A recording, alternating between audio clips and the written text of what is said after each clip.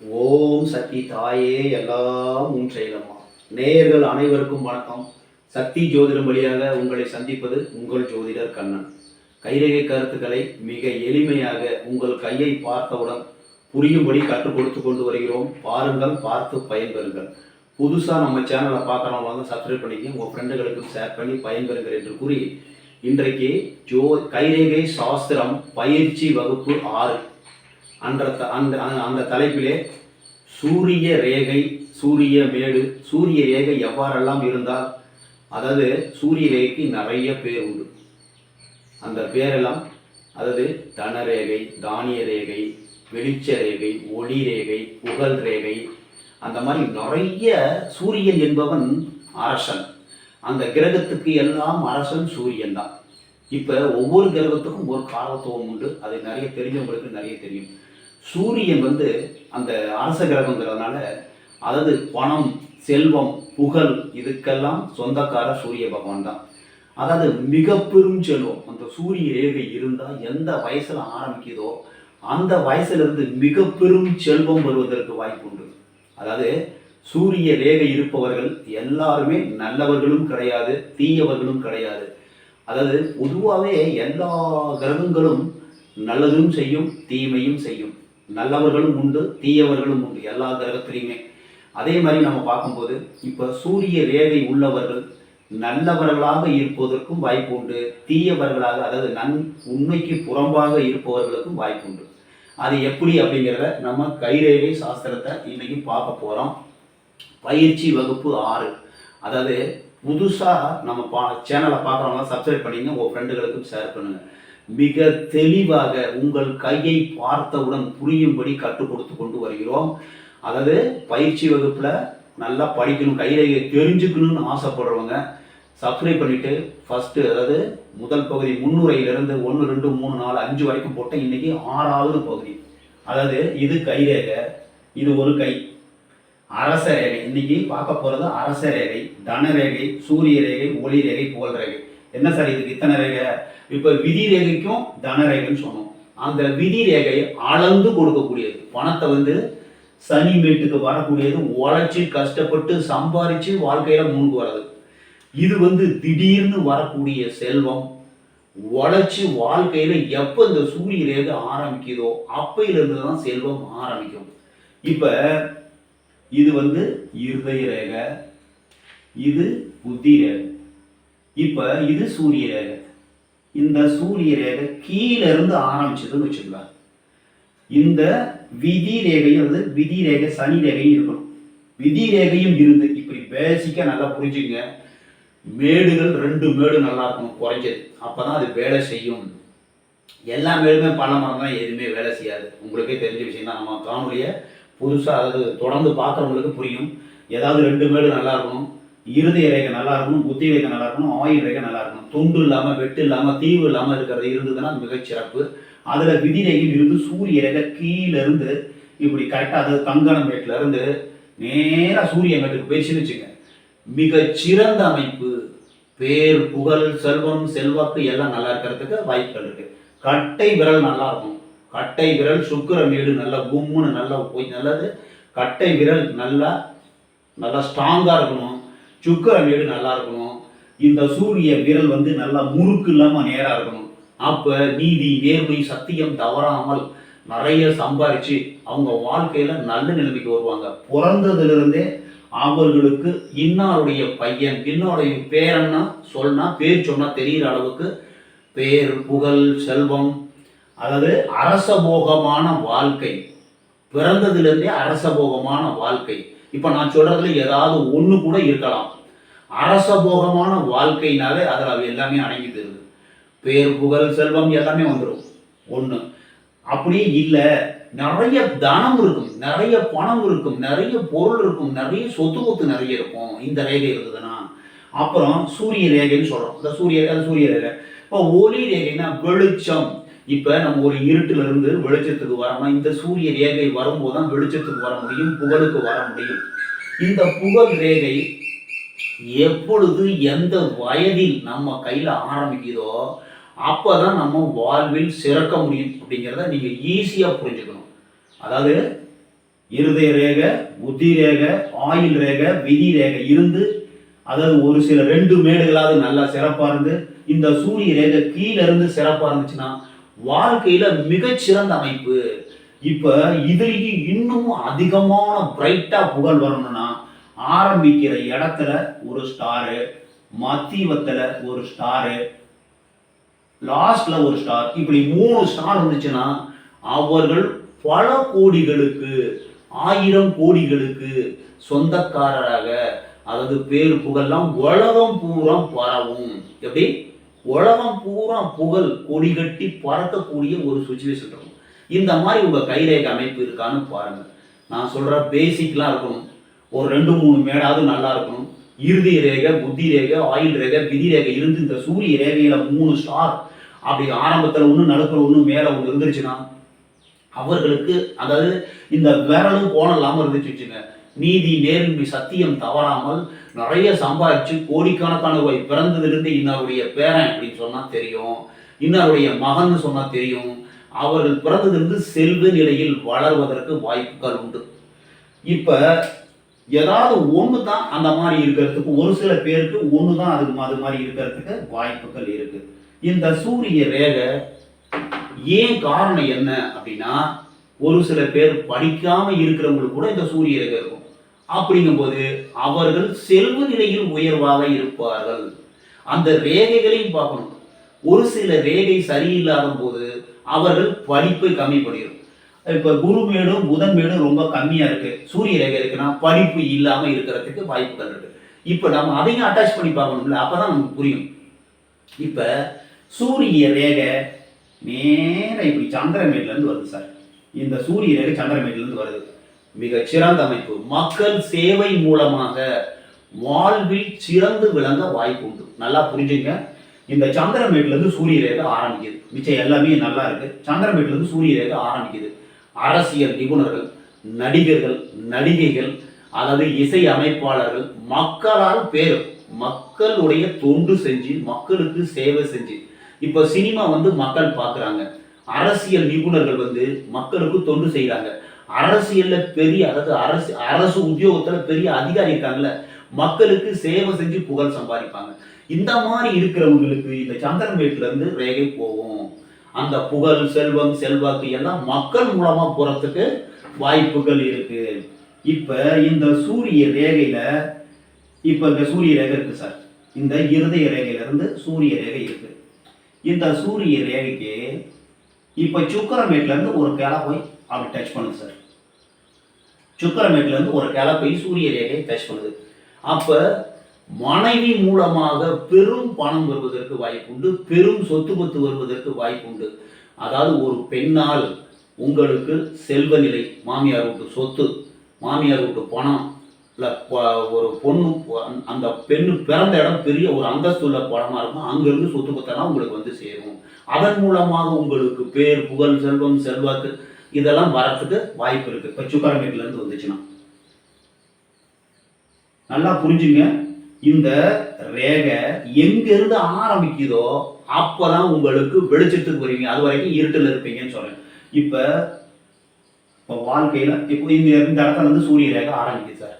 அப்ப வாழ்க்கையில ஒரு 27 அதுல இருந்து உங்களுக்கு புகழ் ஸ்டார்ட் ஆகுது. அது வரைக்கும் கஷ்டப்பட்டிருப்பீங்க. அதே மாதிரி நம்ம சனி ரேகையும் பார்க்கணும். சனி ரேகை கீழே இருந்து ஆரம்பிச்சிருக்கு. அப்ப இது வரைக்கும் 27 வயசு வரைக்கும் கஷ்டப்பட்டு நல்லா சம்பாதிச்சு வாழ்க்கையில நல்லா வந்திருப்பீங்க. பேர் புகழ் வரணும்னா உங்களுக்கு 27 அதுல இருந்து பேர், புகழ், செல்வம், செல்வாக்கு இதெல்லாம் வரத்துக்கு வாய்ப்புகள் இருக்கு. ஒரு சில பேருக்கு இந்த புத்தி ரேகையில இருந்து தான் ஆரம்பிக்கும். அப்ப அவர் புத்தியை கொண்டு வாழ்க்கையில முன்னுக்கு வருவாரு. அவருடைய செயல்கள் மூலமாக முன்னுக்கு வரத்துக்கு சான்சஸ் இருக்கு. ஒரு சில பேருக்கு இந்த ரேகை, சூரிய ரேகை விதி ரேகையில இருந்து ஸ்டார்ட் ஆகும் சார். இப்ப இந்த விதி ரேகை இதுல இருந்து இப்படி ஸ்டார்ட் ஆகும், இப்படி போகும்.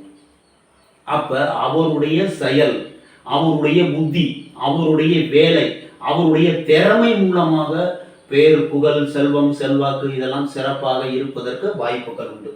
சூரிய ரேகை எங்கிருந்து ஆரம்பிக்குதுன்னு பார்க்கணும். எப்ப எந்த வயசுல ஆரம்பிக்குதுன்னு பார்க்கணும். அந்த வயசுல இருந்து தான் பேரு, புகழ், செல்வம் ஒரு சில பேருக்கு பெரும் செல்வம் இருக்கும், படிப்பு இருக்காது. நல்லா புரிஞ்சுங்க. படித்தவங்க தான் அவங்களுக்கு செல்வம் ஒன்றும் கிடையாது, பெரும் செல்வம்.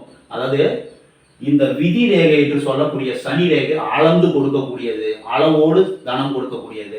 இந்த சூரிய ரேகை அளவு இல்லாமல் அவர்கள் முயற்சி செய்தால் எவ்வளவு பணம் வேணுமோ அவ்வளவு சேர்த்துக்கலாம். எப்படி சொல்றீங்க?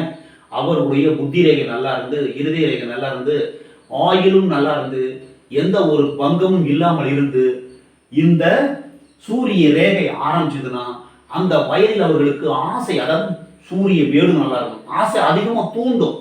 அதோட வேலை என்ன? ஆசையை தூண்டும். நீ அதை போய் செய்யின்னு அது உத்தரவு போட்டுக்கிட்டே இருக்கும். கிரகங்கள் நம்மளை ஆள்கின்றன. அது எப்படி? நம்மளுடைய மனசை ஆண்டு நம்மளுடைய மனதிலிருந்து எண்ணத்தை தோன்ற வைத்து நீ போய் செய்யணும். ஒருத்தன் என்ன பண்றான்? ஒரு நபர் என்ன செய்யறாரு? காலையில் எழுந்திரிச்சோன்னே நேராக கலப்பை தூக்கி வச்சுக்கிட்டு இப்போலாம் டிராக்டர் எடுத்துட்டு உழவு ஓட்ட போயிடுறாரு. அவருக்கு சனி பகவான் நல்லா இருப்பாரு, புதன், செவ்வாய், சந்திரன் நல்லா இருப்பாங்க, சுக்கிரன் நல்லா இருப்பாங்க. அவர் போய் விவசாயத்துல அவருடைய நாட்டம் அங்கதான் போகும். ஒரு சில பேருக்கு சூரியன், குரு, புதன் இந்த சூரிய ரேகையை நல்லா சிறப்பாக இருந்தால் ஐஏஎஸ், ஐபிஎஸ், ஐஆர்எஸ் போன்ற உயரிய பதவிகளுக்கு படிச்சுட்டு இருப்பாங்க பரீட்சைக்கு. இன்னும் ஒரு சில பேர் அரசியல் நிபுணராக இருப்பதற்கு வாய்ப்பு உண்டு. அரசியல்ல மிக கைதேர்ந்த நிபுணர்களாக இருப்பதற்கு வாய்ப்பு உண்டு. இந்த குருமேடு, இந்த சூரிய மேடு, புதன் மேடு, செவ்வாய் நல்லா இருந்து இந்த ரேகை நல்லா இருந்ததுன்னா அவர்கள் சேவை சார்ந்த துறையில் சாதிப்பதற்கு வாய்ப்பு உண்டு. அப்படிதான் நம்ம கனெக்ஷன் பண்ணணும். ஒரே ரேகையை வச்சு நம்ம பண்ண முடியாது. இந்த இன்னைக்கு சொல்றது சூரிய ரேகை. அந்த சூரிய ரேகை எந்த வயதில் ஆரம்பிக்குதோ அந்த வயதில் நீங்கள் இருட்டிலிருந்து வெளிச்சத்துக்கு வருகிறீர்கள். அப்பொழுது உங்களுக்கு ஒன்று அரசபோகமான வாழ்வு கிடைக்கும். அரசபோகமான வாழ்வுனா உங்களுக்கு என்ன நினைக்கிறீங்களோ அதை செய்யறதுக்கு பொருளாதாரம் வந்துடும். ஒரு சில பேருக்கு படிப்பறிவு இருக்காது, பணம் மட்டும் நிறைய, பெரும் செல்வம் நல்லா வரும். ஒரு சில பேருக்கு வெறும் புகழ் மட்டும் இருக்கும், செல்வம் அளவோட இருக்கும். புகழ் கிடைக்கும், ஒளி கிடைக்கும், தனம் கிடைக்கும், அரசபோகமான வாழ்க்கை கிடைக்கும். யாராவது ஒரு சில பேருக்கு ஏதாவது ஒண்ணுதான் நடக்கும். ஒரு சில பேருக்கு எல்லாமே சேர்ந்து கிடைச்சிடும். அதுக்கு நம்ம பிறந்த கர்மா, பிறந்த நேரம். நான் சொல்லியிருக்கேன், ஒரே நேரத்துல 2 குழந்தை பிறந்தாலும் 1 நிமிஷம் இடைவெளியில ஒருத்தர் டாப்ல இருக்காரு, ஒருத்தர் கம்மியா இருக்காரு. சூரிய ரேகை எந்த வயசுல ஆரம்பிக்குதுன்னு பார்க்கணும். அந்த வயசுல வாழ்க்கையில செல்வம், புகழ் இதெல்லாம் அடைவதற்கு வாய்ப்பு உண்டு. இப்ப நல்லவர்களை பார்த்தாச்சு. சூரிய ரேகையில் நல்லதுக்கு ஆப்போசிட்டா இருக்கிறவங்க, அதாவது பணம் சேர்க்கிறது எப்படி வேணாலும் சேர்க்கலாம். இப்ப நேர்மை, நீதி, சத்தியம் தவறாமல் பணம் சேர்க்கணும்னா இந்த மாதிரி இருக்கிறது. இப்ப ஒரு சில பேருக்கு இந்த மோதிர விரல் நல்லா திருகி இருக்கும், அப்படியே கோணலா இருக்கும். இந்த சுண்டு விரல் முழுன்னு நல்லா குண்டா இருக்கும். சுக்கிரமேடு நல்லா இருக்கும். குருமேடு அல்லது இந்த சூரிய மேடு கொஞ்சம் லைட்டா கம்மியா இருக்கும், புதன் மேடு கம்மியா இருக்கும், ரேகை நல்லா இருக்கும். அப்படிங்கும் போது அந்த சூரிய விரல் கோணலா இருக்கும், திருகலா இருக்கும். அப்படிங்கும் போது சூரிய ரேகை எந்த வயதில் ஆரம்பிக்கிறதோ அவர்களுக்கு விதி ரேகையும் இருக்கும். சூரிய ரேகை எந்த வயதில் ஆரம்பிக்கிறதோ, இப்ப இந்த வயசுல வச்சுப்போம், ஒரு எடுத்துக்காட்டுக்கு ஒரு 28 அந்த மாதிரி வயசுல உங்களுக்கு சூரிய ரேகை ஆரம்பிக்குது. அந்த வயசுல இருந்து அவர் என்ன வேண்டும் என்றாலும் செய்வார். அவருக்கு ஒரு பலம், ஒரு வீரம் அதெல்லாம் ஒரு நல்ல தைரியமான சுச்சுவேஷன்ல எப்படி வேணாலும் பணம் சேர்த்துருவார். பணம் சேர்த்து அவருக்கு பேர் புகழாம் நிறைய வரும். திருப்பதி உண்டியல்ல போய் நிறைய பேர் பணம் போடுறது, இந்த மாதிரி இருக்கிறவங்க அவங்க எல்லாருமே நல்லவர்களும் உண்டு, சரியில்லாதவர்களும் உண்டு. அதை நான் சொல்ல வரல. இன்னைக்கு சூரிய ரேகை இருக்கும் போது இந்த விரல் கோணலா இருந்து, இந்த பெருவிரல் குண்டா இருந்து, இந்த சூரிய மேடு, சுக்கிர மேடு நல்லா இருந்து, சூரிய மேடு கொஞ்சம் கம்மியா இருக்கு, சூரிய ரேகை இருக்கு சார். அப்படிங்கும் போது இந்த விரல் கோணலா இருந்ததுன்னா ரேகை சரியில்லாம இருக்கும். இப்ப இருதய ரேகையில ஏதாவது ஒரு பிரச்சனை இருக்கும், இல்ல புத்தி ரேகையில ஏதாவது ஒரு இடர்பாடுகள் இருக்கும். இந்த மாதிரி இருக்கும்போது அவர்கள் உண்மைக்கு மாறாக பணம் சம்பாதிச்சு கோடிக்கணக்கில் சேர்த்துருவாங்க. அவங்க பணம் சம்பாதிக்கிறதே வாழ்க்கையில இன்னும் நிறைய சிறப்பா இருக்கும். அதாவது இப்ப புத்தி ரேகை இருக்கு சார். இந்த புத்தி ரேகை இந்த மாதிரி கையில எப்படி இருக்கும்னா, இந்த புத்தி ரேகை எப்படி நேரா வருதா, நேரா இந்த பக்கம் மேல திரும்பும். இந்த மாதிரி புத்தி ரேகை மேல புதன் பக்கம் இப்படி திரும்பும். புத்தி நேரா வராது, கீழே இறங்கணும், இப்படி மேலே ஏறிடும். மேல திரும்பும்போது பணம் சம்பாதிப்பதே அவர்கள் வாழ்க்கையுடைய லட்சியமா இருக்கும். எப்படியாவது கோடிக்கணக்கில் சம்பாதிச்சு வாழ்க்கையில நல்ல நிலைமை இருக்கணும்னு நினைப்பாங்க. அந்த மாதிரி எண்ணத்தை தோற்றுவிப்பது கிரகங்களுடைய வேலை. அதாவது மேடுகள் எல்லாமே நல்லா இருந்தா அவங்களுக்கு நல்லா சௌரியமா இருப்பாங்கன்னு நான் சொன்னேன். மேடுகள் நல்லா இருந்து விரல் முருகி இருந்ததுன்னா எந்த வகையிலாவது பணம் சேர்த்து வாழ்க்கையில் முன்னுக்கு வந்துருவாங்க. புகழ் அவங்களுக்கு இருக்கும். நல்லா சந்தோஷமா இருக்கிறதுக்கு வாய்ப்பு உண்டு. ஆனா நமக்கு பார்த்தா தெரியும், ஒரு சில பேருக்கு எப்படி அவங்க பணம் சேர்த்தாங்கன்னு மக்களுக்கு தெரியும். அந்த மாதிரி சுச்சுவேஷன்ல அவங்க பணம் சேர்ப்பாங்க. இதுல இந்த ரேகை நல்லா இருக்கு. இந்த ரேகை கீழே படி வளைஞ்சிருக்கு. லைட்டா புத்தி ரேகை இப்படி சந்திரன் பக்கம் வளைஞ்சிருக்கு. இந்த ரேகையும் இருதய ரேகையில இருந்தா ஸ்டார்ட் ஆகுது. இந்த சூரிய ரேகை இருதய ரேகையில இருந்து ஸ்டார்ட் ஆகுது. இப்ப இவர்கள் ஒரு நல்ல புத்திசாலியாக இருப்பார்கள். நல்ல அறிவாற்றல், நல்ல இலக்கிய ஆற்றல், அதாவது கதை, கவிதை, கட்டுரை, கற்பனை. இந்த புத்தி ரேகை இருக்கு இல்லையா, அப்படி சந்திரன் பக்கம் லைட்டா இறங்கி இருக்கணும். இந்த ரேகையும் சூரிய ரேகையும் விரல் முறுக்கு இல்லாம இருந்துச்சுன்னா இவர்கள் மிகப்பெரிய ஜோதிடர்களாக இருப்பதற்கு வாய்ப்புண்டு. மிகப்பெரிய விஞ்ஞானிகளாக இருப்பதற்கு வாய்ப்புண்டு. மிகப்பெரிய இசை அமைப்பாளர்கள், அதாவது மிகப்பெரிய டைரக்டர், அதாவது கற்பனை. இந்த சந்திரன் பக்கம் புத்திரேகை திரும்பிச்சுன்னா கதை, கவிதை, கட்டுரை, கற்பனையில சிறந்து விளங்குவார்கள். இன்னும் சொல்லணும், இலக்கிய நூல்கள் இயற்றுவது, ஜோதிட நூல்கள்லாம் வெளியிடுறாங்க இல்லையா, அந்த மாதிரி புதிதாக நூல்கள் எழுதுவது. இந்த மாதிரி அதாவது இறுதி ரேகையிலிருந்து சூரிய ரேகை ஆரம்பிச்சா மிக பெரும் அறிவாளிகளாக இருப்பார்கள். மிகப்பெரிய ஜோதிட நிபுணர்களாக இருப்பார்கள். இந்த ரேகையும் புத்திரேகையும் சந்திரன் பக்கம் திரும்பிச்சுன்னா கதை, கவிதை, கட்டுரை, கற்பனையில சிறந்து விளங்குவார்கள். சூரிய ரேகை எந்த வயசுல ஆரம்பிக்குதுன்னு பாருங்க. உங்க வாழ்க்கை தரம் எப்போது வெளிச்சத்துக்கு வரும், எப்போது செல்வம் சேர்ப்பீர்கள் அப்படிங்கிறத நம்ம கண்டுபிடிச்சிடலாம். இதுல தீவு, வெட்டு, துண்டு இதெல்லாம் வந்ததுன்னா அந்த வயதில் உங்களுடைய புகழ் பாதிக்கப்படும், செல்வம் பாதிக்கப்படும், உங்களுடைய பணம் வற்றி போகும். எவ்வளவு செல்வங்களில் இருந்தாலும் அதுல துண்டு, வெட்டு, தீவு இது மாதிரி இருந்ததுன்னா பணம் வற்றி போவதற்கு வாய்ப்புகள் உண்டு. இந்த சூரிய ரேகையை பத்தி சொல்லணும்னா நிறைய சொல்லலாம். இப்ப ஒரு மாணவர் படிக்கிறார்.